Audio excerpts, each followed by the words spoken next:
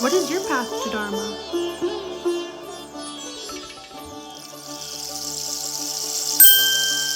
Welcome, dear friends. This is the Path to Dharma podcast. I am your host, Shannon, and normally I am joined by my beautiful daughter, Shay, but tonight I will be solo. Shay is just in a very intense program at school where she's spending all day at school and doing homework until she falls asleep. And if you missed it earlier, she's also making a human. So she's really tired and she's really just, we're having a hard time connecting. And um, we will get back to the Srimad Bhagavatam. No worries about that. Her program only has a few more weeks left. Nevertheless, thank you so much for joining me tonight. Today, instead of reading the Srimad Bhagavatam, I'm actually going to go to the Mahabharata. A few weeks back, I posted a video where I read the gambling match. This is the abridged and translated by John D. Smith version. I want to say the 90s, but this was 76. Looks like this is this is the version that I'm reading. So I am going to start reading the second gambling match. If you missed the first gambling match, go back and watch it here. I didn't do any commentary. I just read it. Um, right now, I'm going to read the second gambling match. I'm going to talk a little bit about my reaction to it when I get to the end. If you want to skip to that, go right ahead. I'll have a timestamp in the description or in the first comment somewhere down there. Otherwise, I would like to read a little bit of obeisancy before I begin. Om. I bow to Lord Ganesha, remover of all obstacles. I offer salutations to Narayan, the Supreme Being, to Nara, the primeval man, and to the goddess Saraswati, the radiant mother of divine speech, wisdom, and inspiration. I offer my deepest reverence and gratitude to Sage Vyasa, the divine sage descended from the great Rishi Vashishta, for the eternal wisdom and for the eternal wisdom of the Mahabharata. Let the sacred tale of Jaya now be spoken. Om. Okay. The second gambling match. Vaishnampayana spoke. O king, when Dushasana learnt that wise Dhritarashtra had given the Pandavas leave to depart, he went at once to his brother. Best heir of Bharata, he found Duryodhana in the company of his ministers, and in his distress, O bull-like heir of Bharata, he spoke these words to him. That old man is throwing away everything we took such trouble to acquire. He has handed our wealth over to our enemy. Understand this, mighty chariot fighters.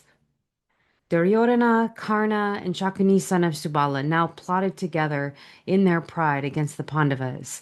They hastily approached wise King Dhritarashtra, son of Vichavirya, and addressed him in bland tones. Have you not heard, O king, said Duryodhana, what Brahaspati, the learned household priest of the gods, said to Indra when he expounded governance to him? Tormentor of your enemies, enemies should be slain by every means before they do you harm through war or through force. Now, if we were to use the Pandavas' wealth to pay honor to all the other princes and then engage the Pandavas themselves in battle, how could we fail? If a man places round his neck and on his back snakes of deadly venom, angry and ready to bite him, how can he cast them off again? The Pandavas are angry, father. They are armed and mounted in their chariots. Like angry snakes of deadly venom, they will destroy us utterly. Arjuna goes about wearing battle armor with his two splendid arrow cases open. Over and over again he takes up his bow Gandiva and looks about him, hissing.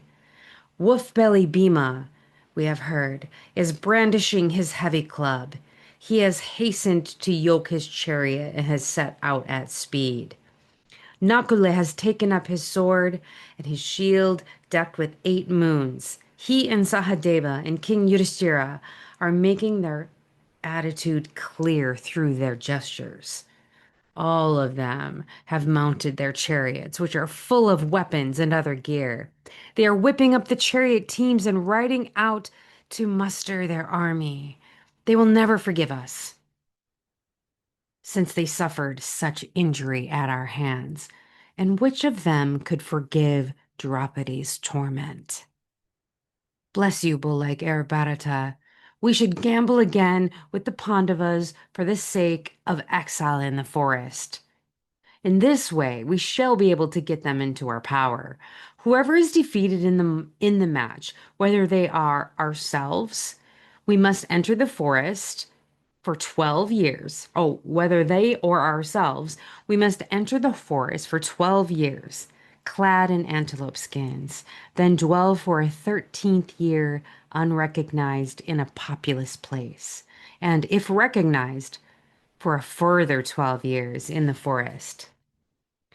Let the wager proceed.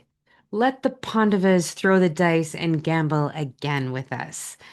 This, bull-like king, is our most pressing duty, for Shakuni here knows in full how to win at dicing. We shall embrace our allies and establish ourselves firmly in his kingship, while we prepare an invincible army, vast and powerful. And then, if in the 13th year they should succeed in completing their observance, we shall defeat them, O king. Give your approval, afflictor of your enemies. By all means, bring them back here, replied Dhritarashtra. Even if they have traveled halfway, let the Pandavas return and let them gamble again. Thereupon Drona, Somdatta, the great chariot fighter, Balika, Vidura, Drona's son Ashwathaman, Yuyutsu, the heroic son of the Vaishya woman, Bhishma's son, Bhishma's son of Santanu, and the great chariot fighter Vikarna. All of them said, "Do not gamble again. Let there be peace." But though all his friends opposed it, since they understood how matters stood, Dhritarashtra had the Pandavas summoned, for he was fond of his son.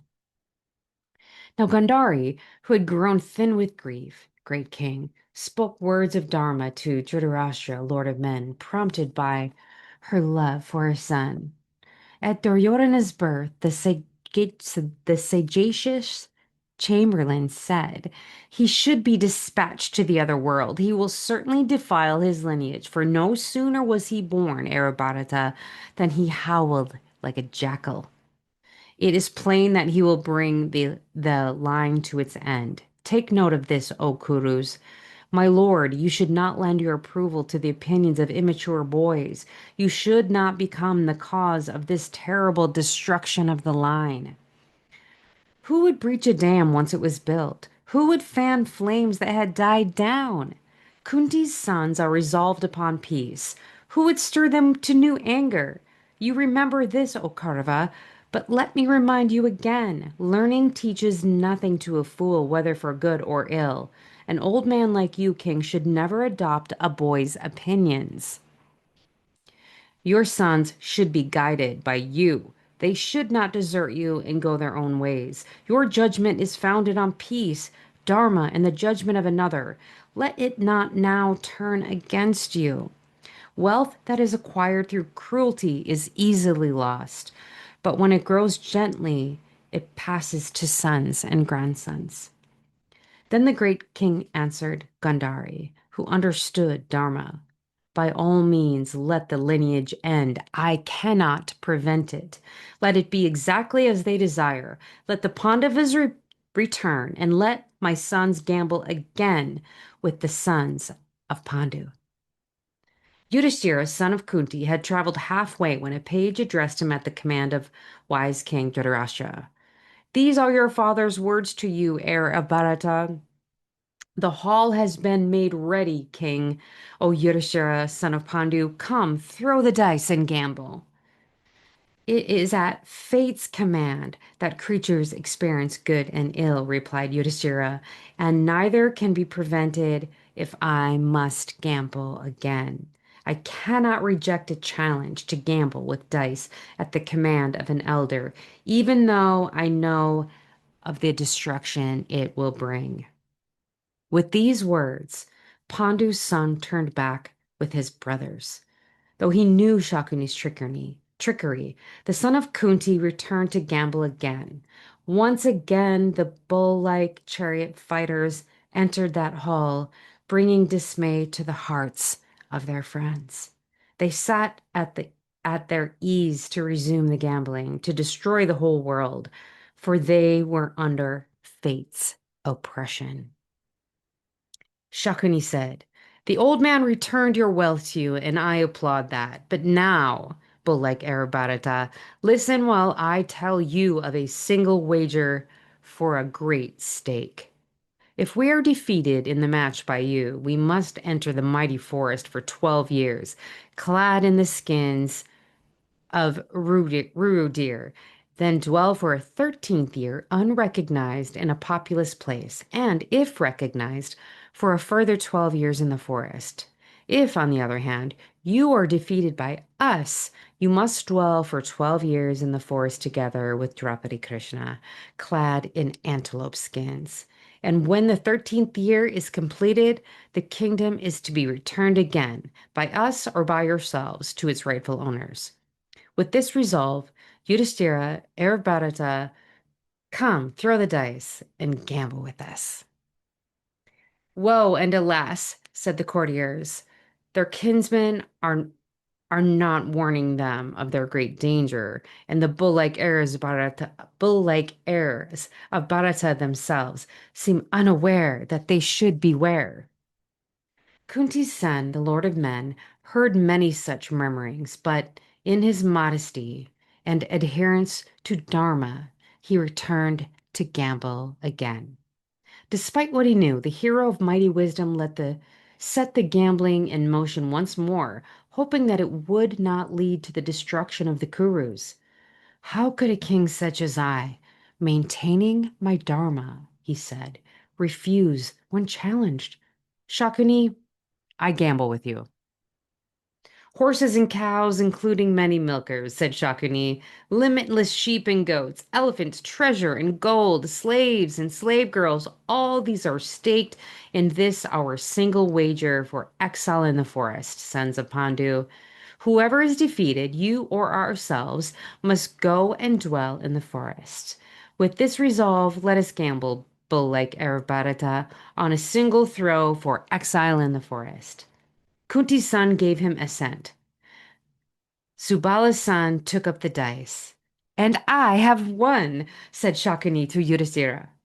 Kunti's sons, defeated, turned their minds towards exile in the forest. One after another, they took antelope skins for their upper garments. Then, seeing those foe tamers dressed in antelope skins, stripped of their kingdom and setting out for the forest, Dushasana said, "Now the wheel of noble King Duryodhana's rolls forward, and the Pandavas are humiliated and overtaken by utter disaster. Today, the gods themselves have stepped forth along their smooth sky paths so that we are better and older and greater than our enemies. Kunti's sons have been plunged into hell for a long time, forever. Forever? They are stripped of their happiness and of their kingdom. They are lost for endless years. Pandu's sons, who have always laughed at the sons of Dhritarashtra in the intoxication of their might, are now defeated and stripped of their wealth, and they are going to the forest. Let them cast off their bright armor they wore, and those shining heavenly garments. Let them all wear skins of Ruru deer, for they assented to the wager with Subala's son. Always they fed their minds with the one thought: in the three worlds there are no other men such as we. Now, these same Pandavas will come to know themselves in adversity, barren as sterile sesame seeds. You are men of such spirit, O Kaurava, but do not imagine that these new garments confer any benefit upon you. Behold, the mighty Pandavas are dressed in sacrificial antelope skins, but they have undergone no rite of initiation. Wise King Drupada has done an ill deed in giving his daughter, the Panchala princess, to the Pandavas, for Kunti's sons are now eunuchs. They are no husbands for Draupadi. When you see them in the forest, daughter of Drupada, stripped of wealth and rank and forced to wear antelope skins instead of fine clothes, what pleasure will be yours? Choose another husband, whomever you wish. All the Kurus assembled here are patient and forbearing, and they are very wealthy. So choose one of them for your husband. Do not let this reversal of fortune cause you pain. The Pandavas are barren. They are just like sterile sesame seeds, or leather effigies of animals, or grainless barley plants. Why should you wait upon the fallen sons of Pandu? It is wasted labor, like tending barren sesame seeds. Such were the insults of Dhritarashtra's cruel son hurled at the Pandavas. While unforbearing Bhima heard them, he reviled him loudly and angrily checked him. He rushed at him like a mountain lion at a jackal and said, "Vicious man, your speech may give pleasure to the wicked, but it is not justified by any accomplishment on your part, for in the midst of these kings it is Shakuni's skill of which you boast. Well, just as you strike here at our vital organs with the arrows of your words, so I shall remind you of them when I cut open your vital organs in battle. And as far as your protectors, who follow you because they are enthralled to desire and greed, I shall dispatch them and their followers to the realm of Yama." As Bhima spoke these words, clad in antelope skins and overwhelmed with grief, but holding the path of Dharma, the shameless Dushasana danced around him in the midst of the Kurus, calling out, "Cow, cow!" "Dushasana," answered Bhima, your talent is the cruel, the harsh, the vicious. Who but you could boast after acquiring wealth through deceit? May Kunti's son, the wolf belly, not attain the realms of the virtuous if he does not rip open your breast and drink your blood in battle. Once I have slain the sons of Dhritarashtra before the very eyes of all their bowmen, then I shall soon find peace. I tell you this truthfully. Now, in his joy, foolish King Duryodhana amused himself by imitating Bhima's lion-like walk as the Pandavas left the hall. The wolf belly turned half around and said, "Fool, you achieve nothing by this, for I shall soon make my reply to you and remind you of your deeds by killing you and your followers." Then, though he had seen himself slighted, Bhima, mighty and proud, restrained his anger, for he was loyal to his king. In the assembly of the Kauravas, as he was leaving, he spoke these words: "I shall slay Duryodhana. Wealth winner Arjuna will slay Karna, and Sahadeva will slay the cheating gamester Shakuni. And in the midst of this assembly, I shall again pronounce my mighty vow. The gods will make it come true when we engage in combat. I shall kill this wicked Duryodhana with my club in battle and trample his head into the ground with my foot. As for this cruel, wicked Dushasana, this self-styled hero, like a lion, I shall drink his blood." "Bhima," said Arjuna, "the resolve of the virtuous is not known through words alone. In the 14th year from now, they shall see what happens. The earth will drink the blood of Duryodhana, Karna, the wicked Shakuni, and Dushasana. At your command, O Bhima, I shall slay in battle Karna, the speaker of envy, the instigator of wicked people. Arjuna promises, as a favor to Bhima, with my feathered arrows I shall kill Karna and his followers in battle. As for any other kings who are foolish enough to fight against me, I shall dispatch them all to the realm of Yama with my sharp arrows.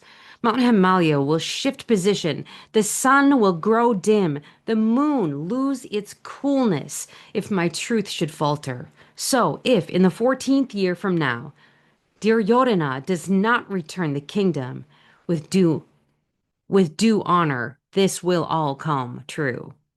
When Arjuna had spoken, Madri's glorious son Sahadeva of mighty energy brandished a mighty arm, full of longing to achieve the death of Subala's son Shakuni. He spoke these words, hissing like a snake, his eyes red with rage. Fool and defiler of the good name of the Gandharas. What you suppose to be dice are not dice, for they are sharp arrows, and you have chosen them for yourself in battle. I shall carry out the task Bhima assigned me regarding you and your kin. You had best complete all of your own tasks. I shall attack you and your kin in battle and swiftly slay you. If, son of Subala, you will stand and fight according to the Kshatriya Dharma. After Sahadeva had spoken, Lord of the Peoples Nakula, too, the most handsome of men, spoke these words. The wicked Dhritarashtrans, who, to remain in Duryodhana's favor, insulted Draupadi's daughter in this gambling match, are seeking their own deaths, urged on by fate. I shall show many of them Yama's realm. At the command of Yudhisthira, Lord of Dharma, and following Draupadi's path, I shall soon rid the earth of Dhritarashtra's sons. The end of this chapter is an abridged summary of the end of the gambling match. The brothers now go to Dhritarashtra. Yudhisthira bids farewell to the Kauravas. Vidura says that Kunti shall stay in his house while the Pandavas are away. Draupadi bids Kunti farewell and goes forth, weeping, still wearing her menstrual garments, her hair unfastened. Kunti, lamenting bitterly, bids farewell to her sons, who then leave for the forest. Vidura takes Kunti to his house. Then he receives a summons from Dhritarashtra and goes to see him. Dhritarashtra asks about the manner of the Pandavas' departure, and Vidura describes how Yudhishthira covered his eyes to avoid burning those in whom his gaze fell. Bhima showed the might of his arms. Arjuna sprinkled sand to indicate the numberless arrows he would shoot at his enemies. Nakula and Sahadeva disguised their appearance with mud and dust. Draupadi went stained and disheveled, in token that in the 14th year the wives of her enemies would grieve over their slain menfolk. Dhyalma sang the hymns for the dead, in token that the same hymns would later be sung for the Kauravas. There were terrible portents as the Pandavas left the city. Now Narada appears, pronounces that in the 14th year the Kauravas will perish. Then he vanishes. Duryodhana, Karna, and Shakuni appeal to Drona for support. He assents, but adds that Draupadi's son, Drishtadyumna, who is to kill him, has sided with the Pandavas. In the 14th year, the Kauravas will be slaughtered. Better to make peace. Dhritarashtra is of the same opinion. Samjaya tells Dhritarashtra that the coming destruction is his fault. Dhritarashtra blames fate and the actions of those who insulted Draupadi. Vidura had given him good advice, but from partiality toward his son, he had not taken it. And that ends the second gambling match.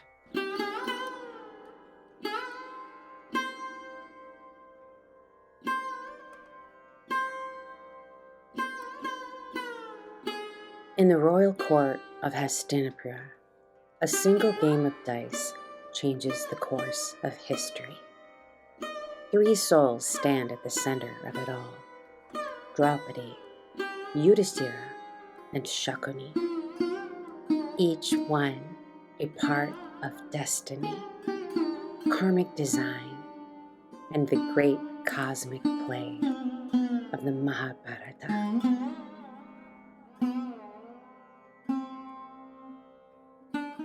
Draupadi was no ordinary woman. It is written she was born of fire, that she was an incarnation of the goddess who would be the catalyst for the destruction of Adharma.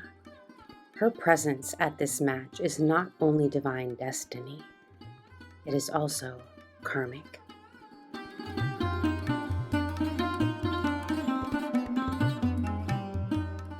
After I read this part in the Mahabharata, I was very curious about how Draupadi even found herself there.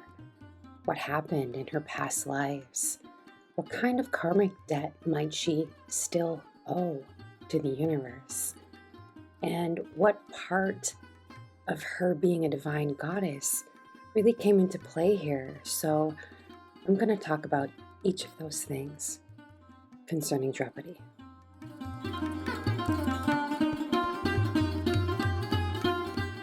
Yudhisthira, known as Dharma Raja, the very embodiment of righteousness, sits at the dice table. Yet even he falters. Bound by Kshatriya Dharma, the code of honor, he accepts Duryodhana's invitation to gamble, knowing refusal would be seen as weakness. Once seated, he follows the rules of the game even when they turn unjust. He wagers his kingdom, his brothers, and finally Draupadi, believing he is bound by the law of the dice. I find Yudhisthira to be such a complex and compelling character. No doubt he was influenced by Kshatriya Dharma, but he was also part of the karmic and cosmic design of what was to happen, how it was all set up by Krishna to play out exactly as it did. So I will discuss all of these things, and also a bit about the fallibility of Dharma, meaning sometimes even if you are Dharma Raja, you can still fail to do the right thing.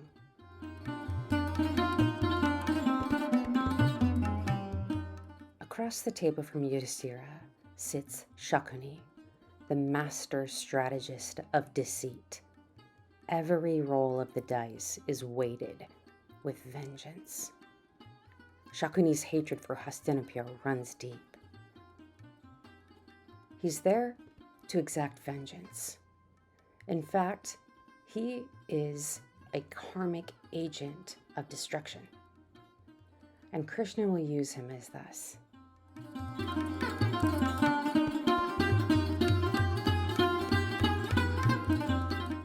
Let's circle back to Draupadi and look a little closer at what happened. According to a story found in the Narada Purana, Draupadi was the reincarnation of Nalayani, the devoted wife of the sage Maudgalya. The story goes that while she was very devoted, one day she became tired and frustrated with the sage. So she prayed to Lord Shiva that in her next life, she would have a husband who embodied strength, virtue, wisdom, skill, and beauty. Give me a husband who is strong, wise, virtuous, skilled, and handsome, she said to Lord Shiva. Shiva granted her the boon, but told her no single man could possess all these qualities. In her next life, she would be given 5 husbands, each embodying one part of her prayer.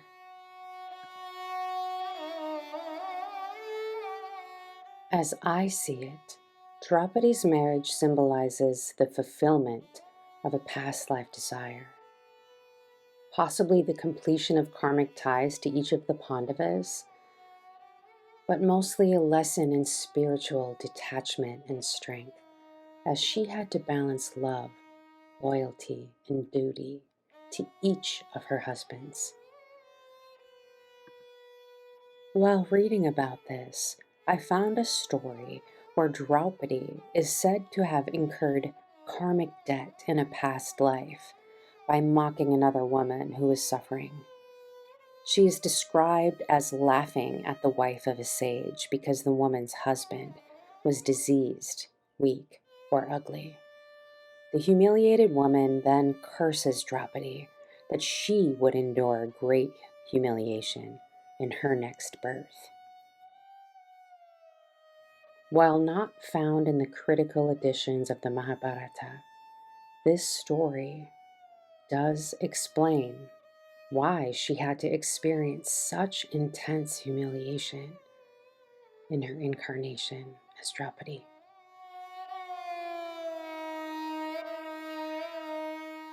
What if her suffering wasn't a punishment?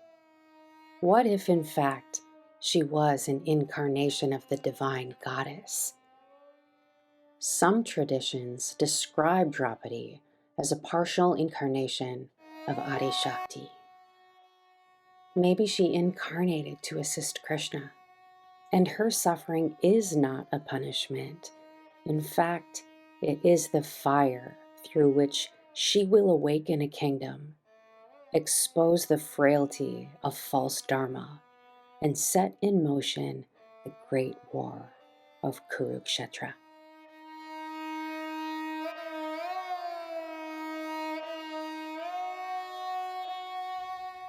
Now let's talk about Yudhisthira, that Kshatriya Dharma, and why Yudhishthira couldn't refuse Shakuni's offer to gamble, even when he knew he probably would lose. It is not the practice of Kshatriyas to refuse a challenge, Yudhishthira says.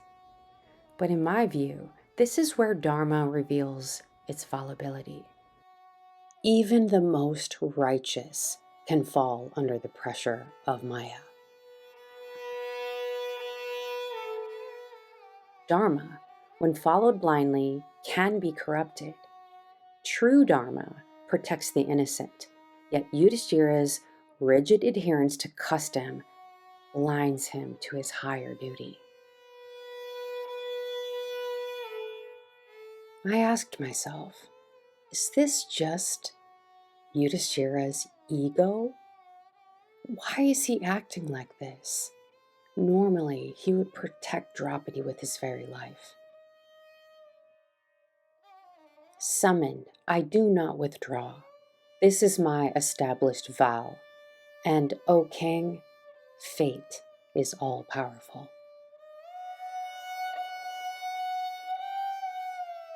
And yet, this too is karmic and part of the cosmic design. Through his failure, the cracks in the Kuru dynasty are exposed, the illusion of righteousness crumbles, and space is made for the higher Dharma that will be restored through the coming war.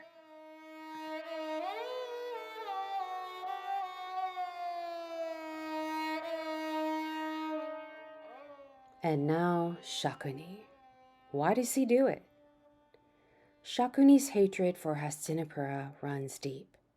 His family was starved by Bhishma's orders, and only he survived, leaving him sworn to destroy the Kuru line from within. Like Draupadi's backstory, this story comes from later traditions, but according to those retellings, Bhishma imprisoned Shakuni's father, King Subala of Gandhara, and his 100 sons after a conflict with Hastinapura. They were given only a single handful of rice each day, enough to feed only one person. Subala and his sons decided that Shakuni, the youngest and cleverest, should survive and avenge their family. They gave him the daily ration while the rest starved to death. Subala also supposedly gave Shakuni his thigh bones, or the bones of a dead brother, to carve the dice that could never lose. These became the enchanted dice Shakuni used to defeat Yudhishthira. And this is how Shakuni fulfills his role as a cosmic agent of destruction. He is not a Dharma incarnate, but rather the spark that brings hidden corruption to the surface. By ensnaring Yudhisthira in this game, he draws out the dynasty's weaknesses and sets the Pandavas and Kauravas on an irreversible path to war.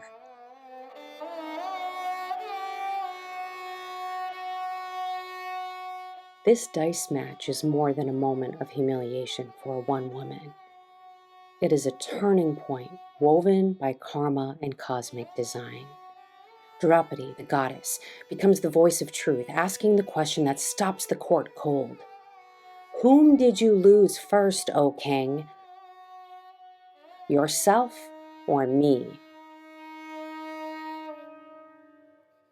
Yudhisthira, the righteous king, is forced to see that Dharma is not rigid law but living truth.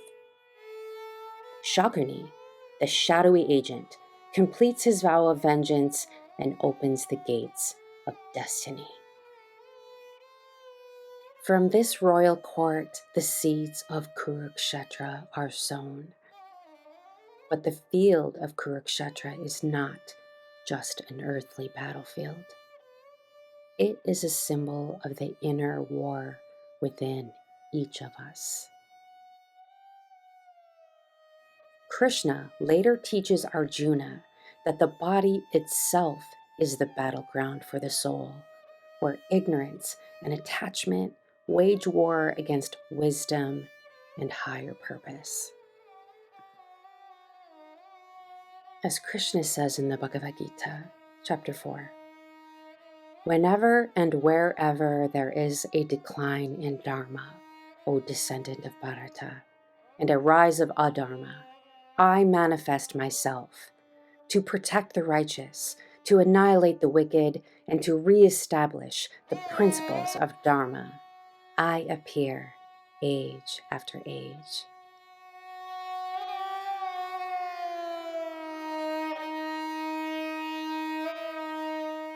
So in the end, Yudhisthira, Draupadi, Shakuni, all of them were instruments in a divine unfolding. For each of us, moments experienced by Yudhisthira, by Draupadi, even by Shakuni, these are the moments that live within us. This is what Krishna meant when he said, Kurukshetra is here now within you, that the battle occurs within your own soul. And when we can just surrender to this divine plan, our own inner battles find resolution. This is the timeless teaching of the Mahabharata, that every soul will one day stand on its own kurukshetra, called to choose between fear and faith, illusion and truth, ego and surrender. And what we choose in those moments affects not only us, but everyone around us. And in fact, we carry it forward into our next life. While at times this story feels like a disaster we're watching, actually, it's a liberation and a victory. Hare Krishna. If you've made it this far, thank you so much for listening. And I'm going to read a little bit more next week of different selections from the Mahabharata. Feel free to join me for that. Shay will be back in a few weeks. Otherwise, love and blessings to you. Thanks so much for listening. Hare Krishna.